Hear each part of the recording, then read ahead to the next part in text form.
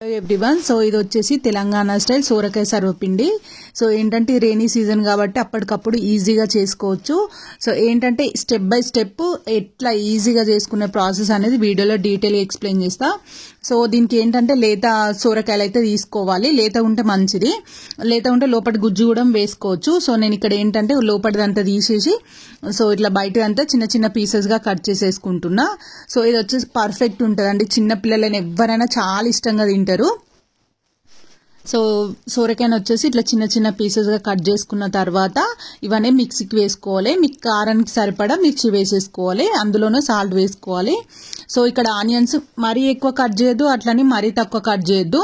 పెద్ద onions 2 or 3 తీసుకుంటే సరిపోతాయి. ఆనియన్స్ మరీ ఎక్కువ వేస్తే సర్వపిండి కాదు, పకోడీ అవుతుంది.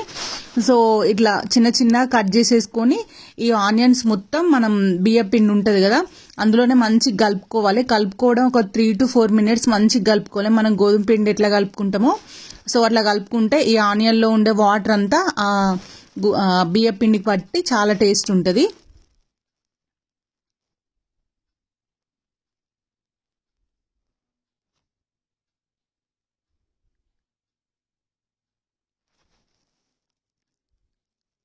నెక్స్ట్ ఇందులో వచ్చేసి కొంచెం కొత్తిమీర, నెక్స్ట్ ఏంటంటే కరివేపాకు ఇట్లా చిన్న చిన్నగా చాప్ చేసి పెట్టుకున్నా.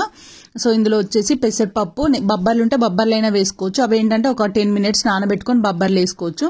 నువ్వులు, పెసరపప్పు, నెక్స్ట్ ఇంతకుముందు పేస్ట్ చేసి పెట్టినాం కదా సోరకాయ, పచ్చిమిర్చి. సో అందులో వీలైతే 2 వెల్లుల్లి కూడా వేసుకోవచ్చు. అస్సలు వాటర్ అయితే వేయొద్దండి, మనం సోరకాయ పచ్చిమిర్చి పేస్ట్ ఉంది కదా సో అది వేసుకుంటేనే కలుపుకోవాలి తప్ప అస్సలు వాటర్ వేయొద్దు. సో ఇట్లా చాలా టేస్ట్ ఉంటాయి. కొంతమంది పల్లీలు వేసుకుంటారు, ఇంకెవరి ఇష్టం వచ్చింది వాళ్ళు వేసుకోవచ్చు. సో నేనైతే ఇక్కడ పల్లీలు స్కిప్ చేసిన, సో మా పాప తినదనేసి కొంచెం పాన్ పైన ఇట్లా ఆయిల్ వేసుకొని మంచిగా కొంచెం ఆయిల్ అనేది ఎక్కువనే పడుతుంది. ఇట్లా ఈవెన్గా స్ప్రెడ్ చేసేసుకున్న తర్వాత హ్యాండ్ తోటి ఇక్కడ ఈవెన్ గా స్ప్రెడ్ చేసేసుకోవాలి. స్ప్రెడ్ చేసేసుకున్న తర్వాత ఇక్కడ చిన్న చిన్న హోల్స్ అనేది పెట్టుకోవాలి. దీనివల్ల ఏంటంటే మంచి ఆయిల్ అనేది పైకి వచ్చి పైన కూడా కొంచెం బాయిల్ అయిపోతే టేస్ట్ కూడా బాగుంటుంది.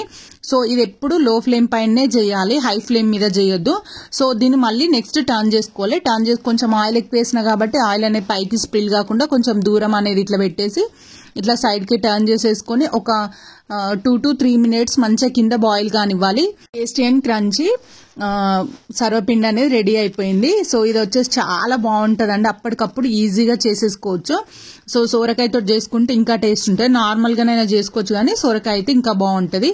సో మీకు ఈ వీడియో నచ్చినట్లయితే లైక్ చేయడం అయితే అస్సలు మర్చిపోవద్దు. లైక్ చేయండి, షేర్ చేయండి, సబ్స్క్రైబ్ చేసుకోండి. కొత్త వాళ్ళు ఎవరైనా ఫస్ట్ టైం విజిట్ చేస్తున్నట్లయితే లైక్ చేయడం అస్సలు మర్చిపోవద్దు. Thank you for watching.